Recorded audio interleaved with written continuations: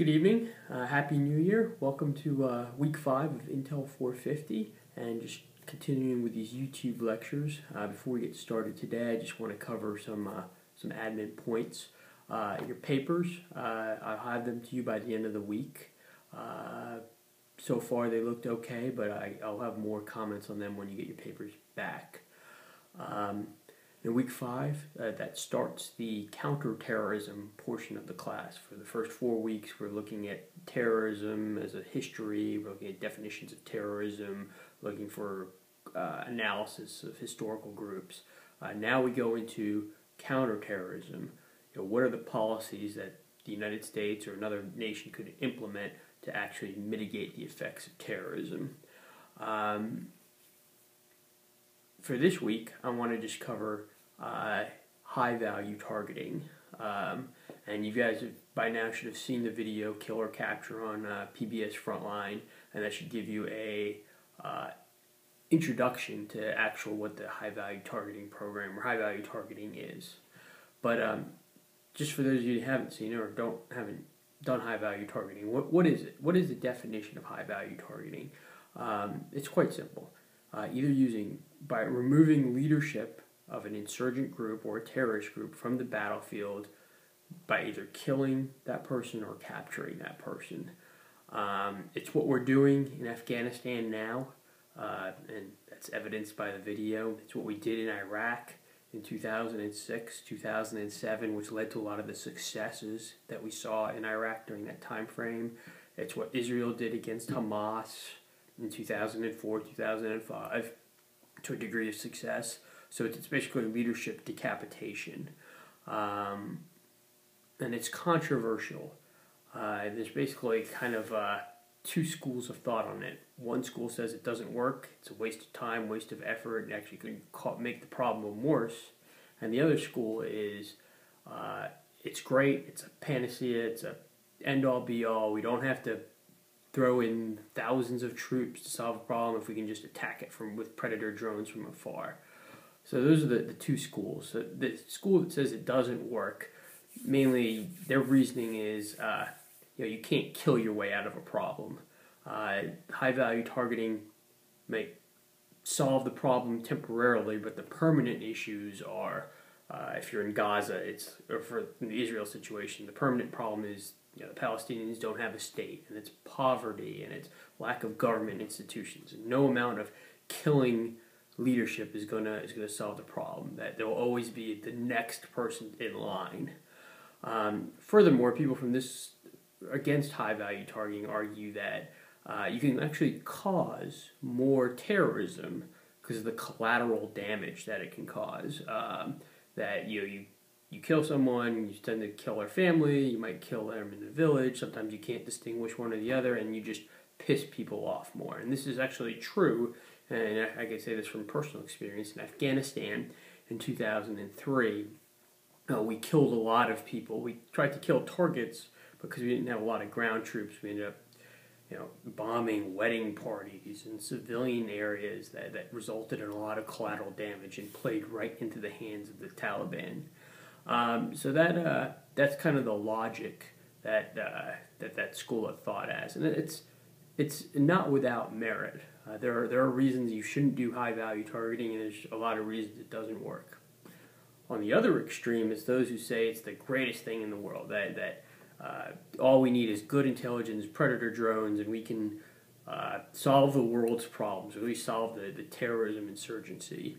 They'll argue that high-value targeting, first and foremost, it kills the perpetrator. So if you're trying to attack Al-Qaeda and you kill Osama bin Laden, that in and of itself is a good thing.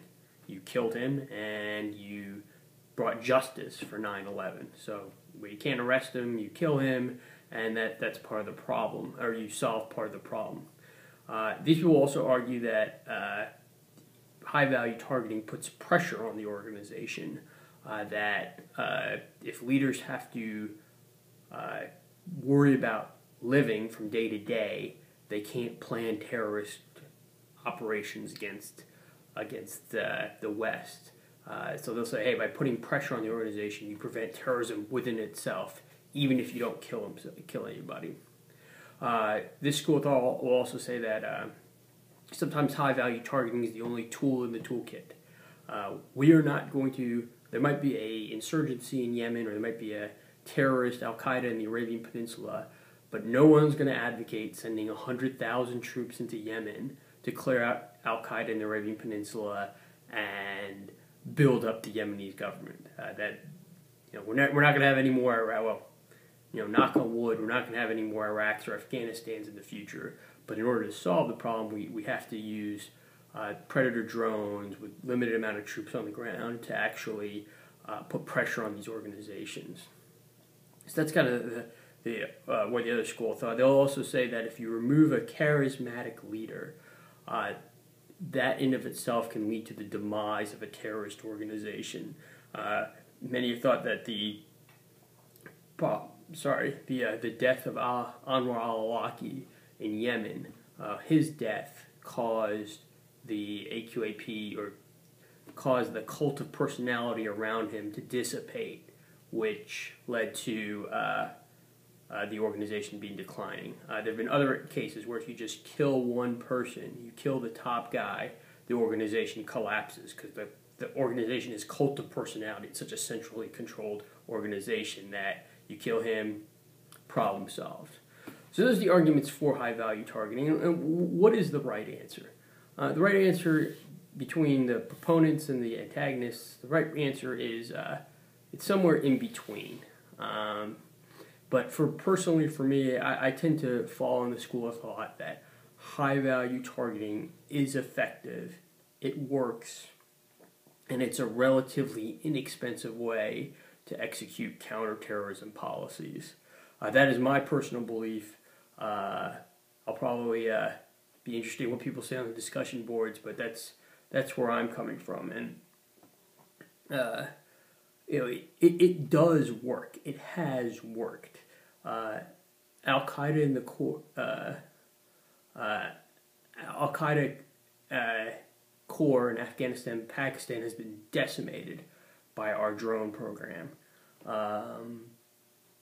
Hamas was decimated as a military, an effective terrorist organization by the Israeli high-value targeting program. It tends to work, and it tends to be worth the cost. Even though there's civilians that die and there's a political cost whenever you do this, it tends to be worth it, at least in my opinion. And I kind of give 4 reasons why I think it's critical and it's successful. First, as I said earlier, you remove the charismatic leader. There's not a lot of charismatic leaders out there that can actually unify a terrorist organization. If you kill one, it's a lot harder to replace than people think it is. The second thing is you deter the second-order leadership from taking hold. If you can make it like a death sentence to be the leader of an organization, you're not going to find a lot of people who want to be the number 2. And the perfect example is Al-Qaeda core. We've made it, if you become the operations chief for Al-Qaeda, your life expectancy isn't very long. So I suspect you deter smart, capable terrorists from rising in the ranks because they know it's almost a death sentence to do that. The third thing is you keep the enemy off balance, and I can't say this enough. If an enemy can't plan, if he cannot, if he has to worry about, if he can't use his cell phone because he's worried about communications intercepts, if he can't travel from point A to point B freely, if he can't use couriers, if he can't use computers because he's worried about internet being trafficked, if he can't use these things, he can't plan terrorist operations.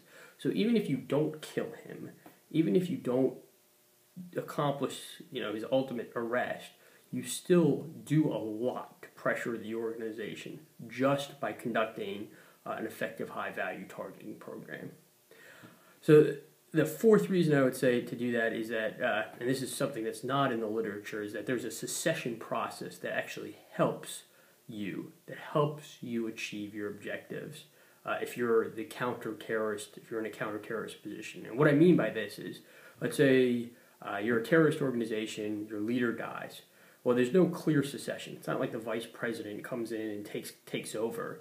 The people below him have to fight to achieve that level. And how do they try and fight to do that? They become the biggest quote unquote badass of the group. They kill civilians. They prove how much machismo they have, for lack of a better word, and they eventually take the terrorist organization and they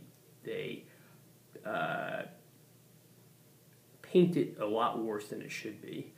Perfect example, in India in the 1980s, there was a Sikh separatist organization. The Sikhs are a separate ethnic group, a religious group in India. Many of them were getting discriminated against by the Hindu majority. So there was an insurgency.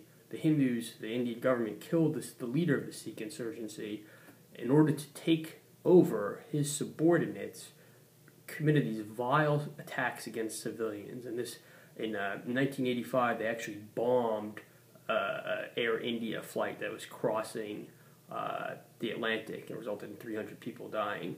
And this marginalized the Sikh movement. So even if the Sikhs had legitimate issues, the fact that they started to bomb commercial aircraft, kind of made them a pariah. So those are the kind of the reasons why, personally, I think high-value targeting is effective. So I just want to conclude with, let's say tomorrow you're on the CENTCOM staff and your boss comes and says, hey, Captain Sharma, Sergeant Sharma, whatever you want, design a high-value targeting program against the Haqqani network, against the Taliban. And what would it need to be effective?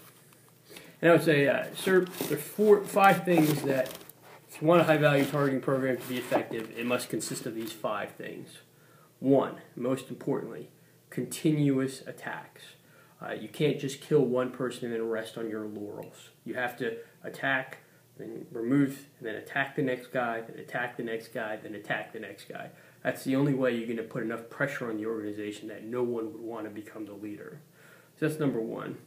And this is what Israel did against Hamas in 2004, 2005. It was very successful. Number 2, you need to focus on the mid-level commanders, not just the top leadership, but the mid-level people, your operators, your financiers, your bomb makers, people that actually make the organization run. So those are just as important as killing the Osama bin Ladens of the group. Number 3, you need to coordinate with other counterterrorism methods. One thing that the Israelis did that was effective is they not only did they have a high-value targeting program, but they built a wall between Gaza and the West and Israel itself. So they built the wall, they isolated Hamas, and that kind of gave a little bit more effectiveness to the high-value targeting program. One of the things we've done in Pakistan is, the Pakistanis have, not always the best, but have conducted counterinsurgency on their side, which actually created a smaller box that we can use high-value targeting in, because the enemy had less sanctuary to move in. So, the counterinsurgency by the Pakistani was kind of like the anvil, the Predator drones were the hammer, and they worked successfully. So that's number 3. Number 4, use precise munitions. This is something the Israelis learned, we've learned as well. They used to use F-16s with 500-pound bombs, caused a lot of civilian attacks, or a lot of civilian casualties. They switched to the more precise Hellfire missiles, which still caused civilian casualties, but not as much. It could actually target 3 floors of a building as opposed to taking the whole building out. And then 5, this is pretty obvious, but precise intelligence is needed.